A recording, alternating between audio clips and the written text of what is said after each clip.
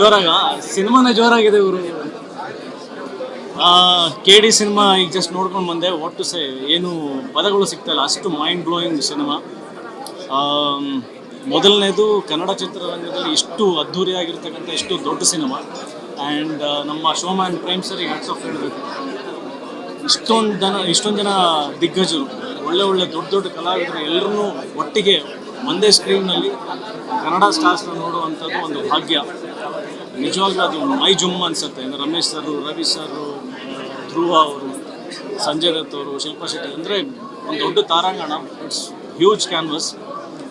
And budget wise from the KVN and ಎಲ್ಲ ಆರ್ಟಿಸ್ಟ್ಗಳದ್ದು energy, performance, making, music, ಏನು ಯಾವುದ್ರ ಬಗ್ಗೆ ಹೇಳಬೇಕು ಗೊತ್ತಾಗ್ತಾ ಇಲ್ಲ, ಅಷ್ಟು ಮೈಂಡ್ ಬ್ಲೋಯಿಂಗ್.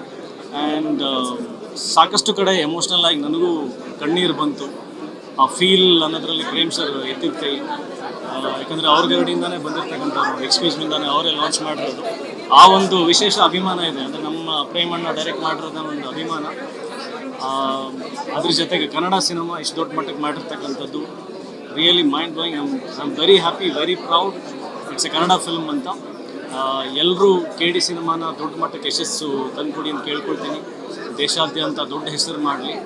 ಇನ್ನೂ KVN ಸಂಸ್ಥೆಯಿಂದ ಆಗಿರ್ಬೋದು ಅಥವಾ ಡೈರೆಕ್ಟಿಂದ ಆಗಿರ್ಬೋದು. ಆ್ಯಂಡ್ ಧ್ರುವ ಅವ್ರದ್ದು ಪರ್ಫಾರ್ಮೆನ್ಸ್, ಎನರ್ಜಿ, ಮೈಂಡ್ ಬ್ಲೋಯಿಂಗ್. ಮೊದಲೇ ಅವ್ರ ಫ್ಯಾನು. ಈ ಸಿನಿಮಾನಲ್ಲಿ ನೆಕ್ಸ್ಟ್ ಲೆವೆಲ್ ಪರ್ಫಾರ್ಮೆನ್ಸ್, ಇನ್ನೂ ದೊಡ್ಡ ಫ್ಯಾನ್ ಆಗೋದು ಧ್ರುವ ಅವರು. ಸೊ ಎಲ್ರಿಗೂ all the best, good luck. ತುಂಬ ದೊಡ್ಡ ಯಶಸ್ಸು ಕಾಣಲಿ ಅಂತ ಆಶಿಸ್ತೀನಿ. Thank you so much. ಎಲ್ರಿಗೂ ನಮಸ್ಕಾರ. ಸೊ ಸಿನಿಮಾ ಫಸ್ಟ್ ಹಾಫ್ ಬಗ್ಗೆ ಹೇಳಬೇಕು ಅಂತಂದರೆ ನಮ್ಮ ಹೀರೋ ಆ್ಯಂಡ್ ಹೀರೋಯಿಂದು ಎನರ್ಜಿ ನೆಕ್ಸ್ಟ್ ಲೆವೆಲ್ ಆಗಿತ್ತು. ಆ್ಯಂಡ್ ಪರ್ಫಾರ್ಮೆನ್ಸ್ ಬಗ್ಗೆ ಹೇಳಂಗಿಲ್ಲ, ಧ್ರುವ ಸರ್ ಪರ್ಫಾರ್ಮೆನ್ಸ್ ತುಂಬಾ ಚೆನ್ನಾಗಿತ್ತು. ಇನ್ನು ಸೆಕೆಂಡ್ ಹಾಫ್ ಬಗ್ಗೆ ಹೇಳಬೇಕು ಅಂದರೆ ತುಂಬ ಕ್ಯೂರಿಯಾಸಿಟಿ ಬಿಲ್ಡ್ ಆಗ್ತಾಯಿತ್ತು, ಏನಾಗುತ್ತೆ ಅಂತ. ತುಂಬ ಚೆನ್ನಾಗಿತ್ತು. ಇವತ್ತು 2ನೇ ಸತಿ ನಾನು ಫಿಲಮ್ ನೋಡ್ತಾ ಇರೋದು. ಅಷ್ಟೇ ಎಂಜಾಯ್ ಮಾಡಿದೆ. ತುಂಬ ಚೆನ್ನಾಗಿತ್ತು ಮೂವಿ. ಆ್ಯಂಡ್ ಯಾರೆಲ್ಲ ಇನ್ನೂ ನೋಡಿಲ್ಲ, please come to watch movie. ತುಂಬ ಚೆನ್ನಾಗಿದೆ. ಆ್ಯಂಡ್ ಪ್ರೇಮ್ ಸರ್, ನಾವು ಪಾರ್ಟ್ 2ಗೋಸ್ಕರ ವೆಯ್ಟ್ ಮಾಡ್ತಾ ಇದ್ದೀವಿ. ಬಿಕಾಸ್ ಮೂವಿ ಎಂಡಲ್ಲಿ ಮುಗಿಬೇಕಾದ್ರೆ ಶಿಟ್ ಮುಗ್ದೋಯ್ತಾ, ವಾಟ್ ನೆಕ್ಸ್ಟ್ ಅನ್ನೋ ಥರ ಅನಿಸ್ತಾ ಇತ್ತು. ಅಯ್ಯೋ ಇನ್ನೂ ಇರಬೇಕಿತ್ತು ಅಂತ ಕೂಡ ಅನಿಸ್ತಾ ಇತ್ತು. ಸೊ ಈಗಲಿ ವೇಟಿಂಗ್ ಫಾರ್ ಪಾರ್ಟ್ 2 ಬೇಗ ಬರಲಿ ಅಂತ ಅನ್ಕೋತೀನಿ. Thank you so much. Hi ಎಲ್ರಿಗೂ ನಮಸ್ಕಾರ. KD ಸಿನಿಮಾ ನೋಡಿದ್ಮೇಲೆ ಅದೇ ಲೆವೆಲ್ ಎನರ್ಜಿ ನಾನು ಕ್ಯಾರಿ ಮಾಡ್ಕೊಂಡು ಮಾತಾಡ್ತಾ ಇದ್ದೀನಿ. ನಿಜವಾಗ್ಲೂ KD ಸಿನಿಮಾ ಎಷ್ಟು ಚೆನ್ನಾಗಿದೆ ಅಂತಂದರೆ, ಅಲ್ಲಿಂದ ಹೊರಗೆ ಬಂದ ಮೇಲೂ ಕೂಡ ಆ ಶಾರ್ಟ್ ಏನಾಯಿತು, ಈ ಶಾರ್ಟ್ ಏನಾಯಿತು, ಯಾಕೆ ಹೀಗಾಯಿತು, ಇನ್ನು ನೆಕ್ಸ್ಟ್ ಏನಾಗುತ್ತೆ ಅಂತ. ಅಂದರೆ ಪ್ರೇಮ್ ಸರು ಎಷ್ಟು ನೀಟಾಗಿ ಅದನ್ನು ನಮ್ಮ ಮುಂದೆ ಪ್ರೆಸೆಂಟ್ ಮಾಡಿದ್ದಾರೆ ಅನ್ನೋದನ್ನು ನಾವು ನೋಡಬೇಕು ಅಂತಂದರೆ KD ಸಿನಿಮಾನ ನೋಡಲೇಬೇಕು. ಆ್ಯಂಡ್ ಧ್ರುವ ಸರ್ ಅವರ ಎನರ್ಜಿ ಇರ್ಬೋದು. ಆ್ಯಂಡ್ ಎಸ್ಪೆಷಲಿ ರೀಶ್ಮಾ ಅವರ ಎನರ್ಜಿ, ಪ್ರತಿಯೊಂದು ಶಾರ್ಟಲ್ಲೂ ಅವ್ರ ಎನರ್ಜಿನ ನಿಜವಾಗ್ಲೂ ತುಂಬ ಎತ್ತಿ ಹಿಡಿದಿದ್ದಾರೆ.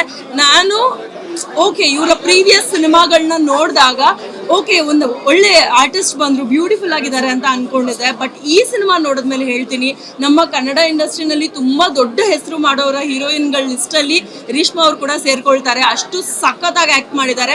ಆ್ಯಂಡ್ ಪ್ರತಿಯೊಂದು ಶಾರ್ಟ್ ಇರ್ಬೋದು, ಕ್ಯಾಮ್ರಾ ವರ್ಕಿಂದ ಹಿಡಿದು, ಡೈರೆಕ್ಷನಿಂದ ಹಿಡಿದು, ಆ್ಯಕ್ಟಿಂಗಿಂದ ಹಿಡಿದು, ಪ್ರತಿಯೊಬ್ಬರ ಯುನೀಕ್ ಕ್ಯಾರೆಕ್ಟರ್ನ ಡಿಸೈನ್ ಮಾಡಿರೋದ್ರಿಂದ ಹಿಡಿದು ಪ್ರತಿಯೊಂದೂ ಸಖತ್ತಾಗಿ ಬಂದಿದೆ. ದಯವಿಟ್ಟು ಎಲ್ಲರೂ KD ಸಿನಿಮಾನ ಥಿಯೇಟ್ರ್ನಲ್ಲೇ ನೋಡಿ. ನಾನು ಇನ್ನೂ ಒಂದು ಸಲ ನನ್ನ ಫ್ಯಾಮಿಲಿಯವ್ರನ್ನ ಕರ್ಕೊಂಡು, ಫ್ರೆಂಡ್ಸ್ನ ಎಲ್ಲರನ್ನೂ ಕರ್ಕೊಂಡು ಸಿನಿಮಾನ ಇನ್ನೂ ಸಖತ್ತಾಗಿ ನೋಡ್ತೀನಿ, ಸಖತ್ತಾಗಿ ಎಂಜಾಯ್ ಮಾಡ್ತೀನಿ. ನಿಮಗೆ ಎಂಟರ್ಟೈನ್ಮೆಂಟ್ ಬೇಕು ಅಂತಂದರೆ ನೀವು KD ಸಿನಿಮಾ ನೋಡಲೇಬೇಕು. ರವಿಚಂದ್ರನ್ ಸರ್ ಅವರ ಆ್ಯಕ್ಟಿಂಗ್ ಇರ್ಬೋದು, ರಮೇಶ್ ಸರ್ ಅವ್ರದ್ದಾಗಿರ್ಬೋದು, ಪ್ರತಿಯೊಬ್ಬರದೂ ನಾನು ಒಬ್ಬರ ಹೆಸರು ತಗೊಳ್ಳಂಗಿಲ್ಲ ಅಂತಿಲ್ಲ. ಶಿಲ್ಪಾ ಶೆಟ್ಟಿ ಮ್ಯಾಮ್ ಅವರ ಕ್ಯಾರೆಕ್ಟರ್ ಕೂಡ ನನಗೆ ಪರ್ಸನಲಿ ತುಂಬ ಇಷ್ಟ ಆಯಿತು, ಸಖತ್ತಾಗಿದೆ.